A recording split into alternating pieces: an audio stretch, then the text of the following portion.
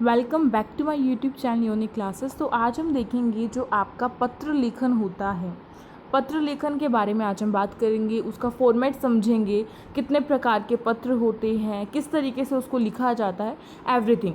अब वो चाहे क्लास आप 9th के बच्चे देख रहे हैं या फिर क्लास 12th के बच्चे देख रहे हैं, यानी कि 9th से लेकर 12th तक के जितने भी क्लासेस के बच्चे इस वीडियो को देख रहे हैं, सभी के लिए वीडियो काफ़ी हेल्पफुल होने वाली है।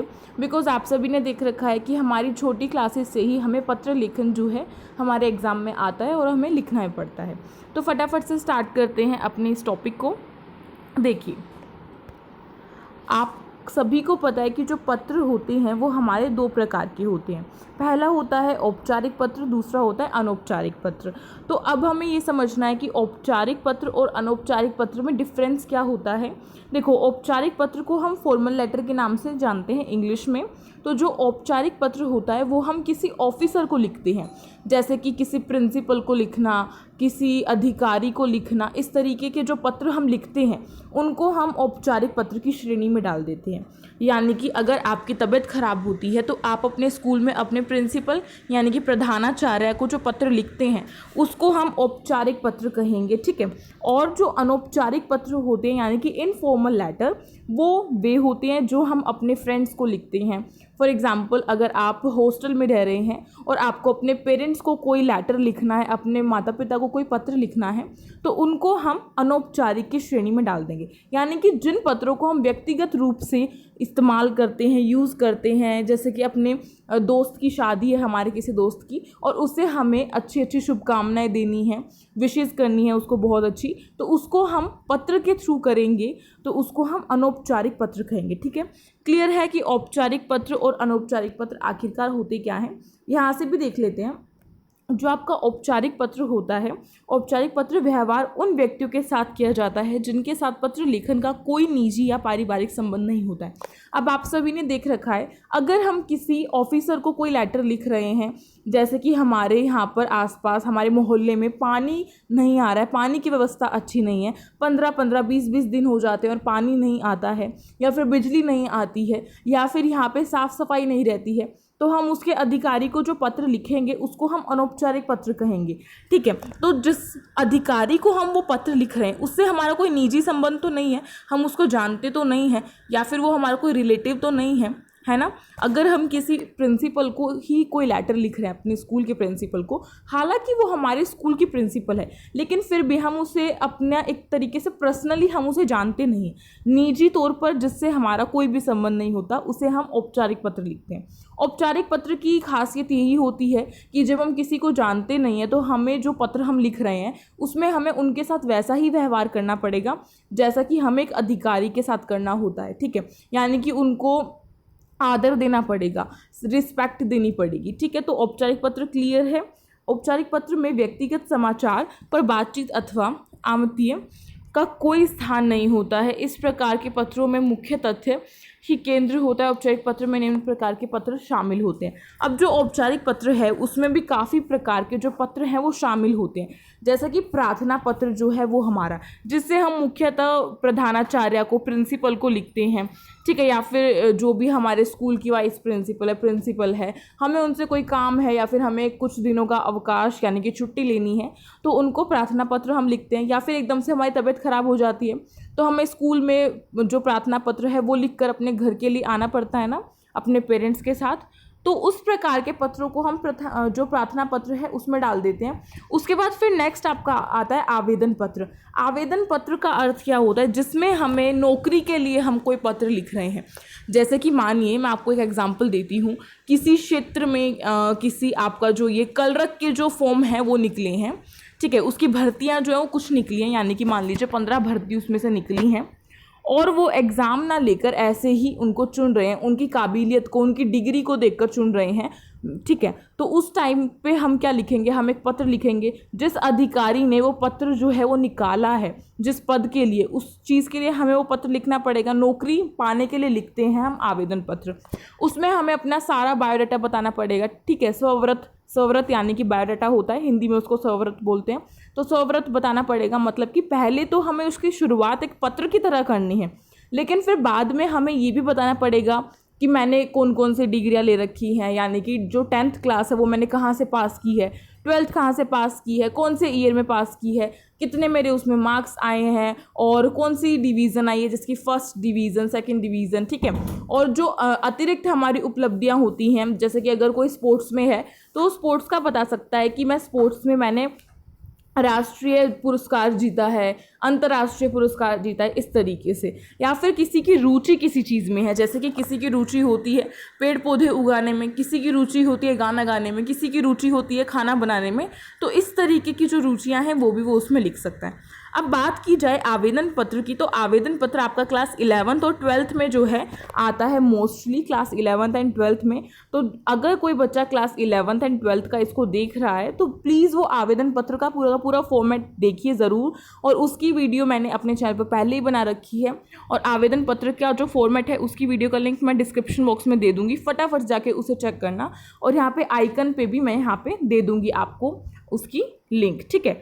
नेक्स्ट फिर अब हम बात करते हैं बधाई पत्र। बधाई पत्र में आपका देखो मेनली जो आप स्टूडेंट्स हैं तो आपको ओनली प्रार्थना पत्र देखा जाएगा, या फिर शिकायत का पत्र देखा जाएगा, संपादक को पत्र लिखना उसको भी हम औपचारिक पत्र में डालते हैं। ये जो बधाई के पत्र हैं, शुभकामना के पत्र, धन्यवाद के पत्र हैं, संतावना के जो पत्र हैं, ये सारे पत्र जो हैं हम खास तौर पर हमसे परीक्षा में ऐसे पत्र नहीं पूछे जाते हैं, तो इन पर ज़्यादा ध्यान देने की कोई आवश्यकता नहीं है, कोई ज़रूरत नहीं है, ठीक है। इनको बस आप ऐसे जान सकते हैं कि किसी अधिकारी के साथ कुछ अच्छा हुआ है तो उसे हम बधाई का पत्र देंगे, ठीक है, इस तरीके से। तो आपको मेनली शिकायत का पत्र लिखना आ सकता है, आवेदन पत्र लिखना आ सकता है, संपादकीय पत्र यानी कि समाचार में जो न्यूज़पेपर है उसमें हमें कुछ अपना इश्तिहार जो है वो दायर करवाना है, दर्ज करवाना है, उस तरीके से छपवाना है, तो वो हम लिखवा सकते हैं, ठीक है। क्लियर है यहाँ से आपको। अब उसके बाद बात करते हैं अनौपचारिक पत्रों की। जो अनौपचारिक पत्र होते हैं वो क्या होते हैं? अनौपचारिक पत्रों का अर्थ होता है जो हम लिख रहे हैं, जो लेखक है उसका जिस व्यक्ति से वो पत्र लिख रहा है, जिस व्यक्ति को वो पत्र लिख रहा है उसका संबंध क्या हो, निजी तौर पर उसका संबंध हो उस व्यक्ति से जिसको वो पत्र लिख रहा है, ठीक है। फॉर एग्जाम्पल अगर मैं पत्र लिख रही हूँ अपने पिता को तो मेरा निजी संबंध है अपने पिता से, ठीक है, मैं उनको जानती हूँ, पहचानती हूँ अच्छे से, वो भी मुझे जानते हैं। इस तरीके के पत्रों को हम अनौपचारिक पत्र कहते हैं। अब इसमें मेनली आपके ये कुछ टाइप्स आते हैं, जिसकी बधाई का पत्र इसमें आता है, यानी कि आपके चाचा को अगर बेटा हुआ है तो आप पत्र लिखेंगे। शुभकामना पत्र आता है, ठीक है, अगर आपके जो भैया हैं वो उनको अच्छी मार्क्स आए हैं क्लास 12th में तो आप लिखेंगे इस तरीके से। निमंत्रण पत्र भी, यानी कि आपके घर पे कोई भी ऐसा कुछ ओकेजन आप सेलिब्रेट कर रहे हैं, कोई भी आपके घर में मान लीजिए आपके छोटे बहन भाई का जन्मदिन जो है वो मनाया जा रहा है तो उसके लिए निमंत्रण देने के लिए आप इस पत्र को लिखेंगे, ठीक है। तो ये तो आप सभी को आते ही हैं, लेकिन देखा जाए तो जो औपचारिक पत्र हमारे होते हैं, औपचारिक पत्रों को खास तौर पर परीक्षा में आपके एग्जाम्स में पूछा जाता है, ठीक है। तो जो आपके औपचारिक पत्र हैं वो आपको ज़रूर करके जाने हैं। अब उसका फॉर्मेट देख लेते हैं फटाफट से। यहाँ पे इन्होंने बताया है प्रधानाचार्य को प्रार्थना पत्र लिख रहे हैं उसके लिए, तो देखो सेवा में जो है ये कभी भी नहीं लिखना है, अब इसको क्रॉस कर दीजिए, कट हो गया है। अब सेवा में जो लिखता है टीचर को मतलब इतना वो अच्छा नहीं लगता, उसको ऐसा लगता है कि टीचर को ऐसा लगता है, जो चेक करने वाली है उसको ऐसा लगेगा कि बच्चा जो है वो अपडेट नहीं है, यानी कि उसको जानकारी नहीं है कि आज जो प्रेजेंट है, वर्तमान है, उसमें चल क्या रहा है, इसलिए सेवा में अब कट हो चुका है तो इसको लिखना कोई ज़रूरी नहीं है। आप सीधे लिख सकते हैं श्रीमान प्रधानाचार्य महोदय, फिर अपने विद्यालय का नाम, अगर आपको विद्यालय का नाम आपके प्रश्न में दिया हुआ है तो वो लिख दीजिए, या फिर अगर आप कोई जानते हैं तो भी आप वो लिख सकते हैं, ठीक है। और अगर नहीं जानते हैं तो आप परीक्षा भवन लिख सकते हैं, सबसे बेस्ट वो होता है। उसके बाद नेक्स्ट है दिनांक, तो आप डेट डाल दीजिए जिस डेट को आप लिख रहे हैं, यानी कि आपका एग्ज़ाम जिस डेट को है वही डेट आपको यहाँ पर डालनी है। उसके बाद आप मान्यवर, महोदय, इस तरीके से जो वर्ड्स हैं वो यूज़ कर सकते हैं, शब्द यूज़ कर सकते हैं। अब देखिए हम अपने प्रिंसिपल को जब कोई लेटर लिख रहे हैं, अपने प्रधानाचार्य को जब कोई पत्र लिख रहे हैं तो उसमें हमें ऐसे शब्द जो हैं उनका प्रयोग करना है जिससे कि उनका सम्मान हो, आदर हो, ठीक है। उसके बाद फिर सविनय निवेदन यह है, तो सविनय निवेदन यह है, उसके बाद डायरेक्टली आप अपनी बात जो पूरी स्टार्ट कर सकते हैं, किस बारे में आप पत्र लिख रहे हैं, ठीक है। अब आपने यहाँ पे एक चीज़ नोटिस की, यहाँ पे एक चीज़ की बहुत ज़्यादा बड़ी कमी है जो कि लिखने बहुत ही ज़रूरी है। क्या है? अगर आप दिनांक डाल रहे हैं तो दिनांक के बाद आपको जो नेक्स्ट होगा उसमें मान्यवर नहीं लिखना, उसमें क्या लिखना है, उसमें आपको विषय लिखना है। क्या लिखना है, विषय, यानी कि जिस विषय पर आप अपना पत्र जो है वो लिख रहे हैं। क्योंकि देखो आपका लेटर अगर कोई भी पढ़ेगा तो अब उसके पास इतना टाइम तो है नहीं कि वो आपकी पूरा का पूरा नीचे का सब कुछ पढ़े, वो सीधे विषय पढ़ लेगा कि भाई आपको किस विषय पर आपने पत्र लिखा है, और उसके अकॉर्डिंगली क्या करेगा, आपको जो उसे छुट्टी देनी है, छुट्टी मांगी अगर आपने तो आपको छुट्टी दे देगा। ठीक है, इस तरीके से तो विषय लिखना बहुत ज़रूरी है। विषय आपका कहाँ से निकल के आता है, आपका विषय निकल के आता है आपके क्वेश्चन में से ही, यानी कि जो प्रश्न में आपको दिया हुआ होगा कि इस चीज़ के ऊपर पत्र लिखिए। ठीक है, यानी कि बोल सकते हैं कि 5 दिन के अवकाश के लिए अपने प्रधानाचार्य को पत्र लिखे, तो आप इस तरीके से विषय में भी लिख सकते हैं कि आपका विषय किस चीज़ पर है, आपका पत्र किस चीज़ पर है। ठीक है, उसके बाद फिर आप अपना जो पत्र है उसे स्टार्ट करेंगे मान्यवर लिखकर। विषय से पहले मान्यवर लिखना है, क्लियर है। मान्यवर से पहले विषय लिखना है, उसके बाद मान्यवर लिखना है, यानी कि जो भी हमें आदर सत्कार देना है वो बाद में लिखना है, क्लियर है। उसके बाद नेक्स्ट आपका अपना लिख देना है पूरे का पूरा जो बात आपको कहनी है इसमें। ठीक है, और ये बात ध्यान रखिएगा, अब कभी भी हमें ऐसा नहीं करना। पहले हम क्या करते थे, जब पहले के टाइम पे जब हम पत्र लिखते थे तो मान्यवर यहाँ पे लिखते थे और सविनय निवेदन यहाँ से स्टार्ट करते थे और फिर ऐसे कुछ करके लिख देते थे। ठीक है, लेकिन आजकल ये तरीका गलत माना जाता है, कभी भी ऐसे नहीं करना है। जो आपकी बात है वो आपको यहीं से शुरू कर देनी है। ठीक है, यहीं से शुरू करके फिर नीचे लिखते जाए लिखते जाए लिखते जाए, जहाँ तक लिखना है वहाँ तक लिखें। उसके बाद जब आप अपने पत्र को ख़त्म कर रहे हैं तो आपको लिखना है आपका आज्ञाकारी शिष्य आपकी, या फिर आपकी आज्ञाकारिणी शिष्य। ठीक है, इस तरीके से शिष्या लिखेंगे। उसके बाद अपना नाम लिखना है आपको। ठीक है, कक्षा लिखनी है और विषय लिखना है।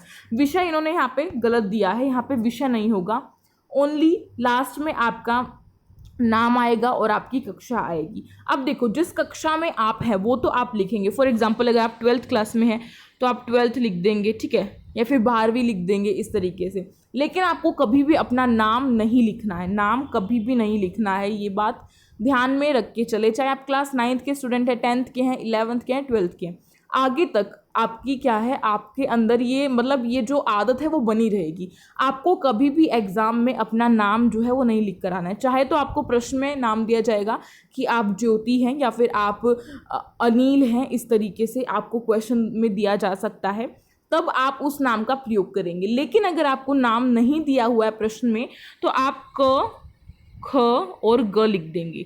ठीक है, ये लिख दीजिए, चल जाएगा, बिल्कुल चल जाएगा। ठीक है, उसके बाद कक्षा लिखनी है और लास्ट में विषय नहीं लिखना। विषय जैसा कि मैंने आपको बताया था ऊपर लिखना है।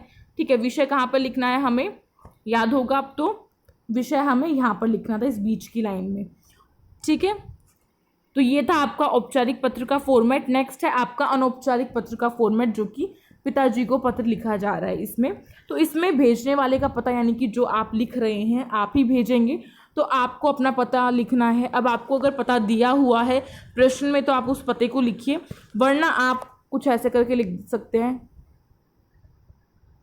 इस तरीके से लिख सकते हैं। यानी कि जो पिन कोड होता है हमारे दिल्ली का, उसको इस तरीके से प्रयोग करें कि 1100, ये तो सभी में सेम रहता है, पीछे की जो 2 डिजिट्स हैं वो चेंज होती हैं, तो उन 2 डिजिट्स में आप ऐसे XX बना सकते हैं, क्लियर है।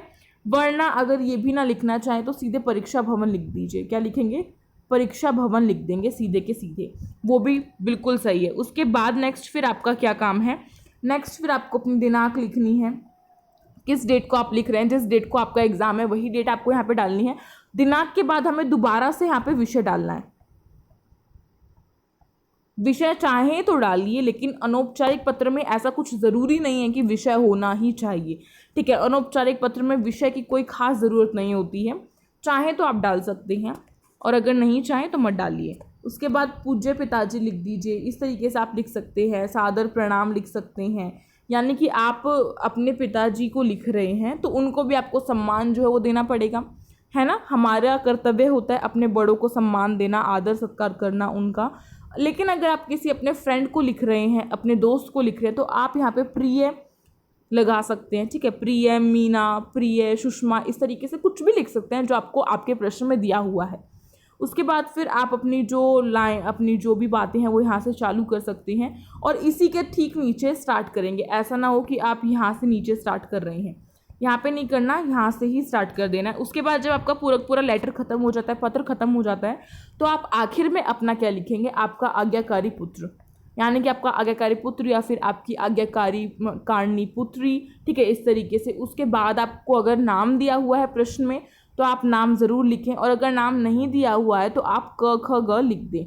कभी भी हमें अपना नाम, अपना पता और अपना फ़ोन नंबर किसी भी लेटर में नहीं लिखना होता है, खास करके जो हम परीक्षा के टाइम पर लेटर लिखकर आ रहे हैं, पत्र लिखकर आ रहे हैं। क्लियर है? तो आपको किस तरीके से लिखना है मैंने पूरे अच्छे तरीके से बता दिया। अब आवेदन पत्र के बारे में मैंने बता दिया कि आवेदन पत्र का फॉर्मेट जो है उसकी वीडियो मैंने एक सेपरेट बना रखी है, क्योंकि वो क्लास 11th और 9th के लिए स्पेशली, तो उस क्लास 11th एंड 12th के लिए, क्लास 11th और 12th के लिए है, तो उसे वही बच्चे देखें, डिस्क्रिप्शन बॉक्स में लिंक है, फटाफट जाके देखो, क्योंकि आवेदन पत्र जो है उसके ऊपर क्वेश्चंस अधिकतर आते हैं, और आपका जो पत्र है वो कम से कम 4 से 5 नंबर में आता ही आता है हर क्लास में, चाहे वो क्लास 9th है, 10th है, 11th है, 12th है।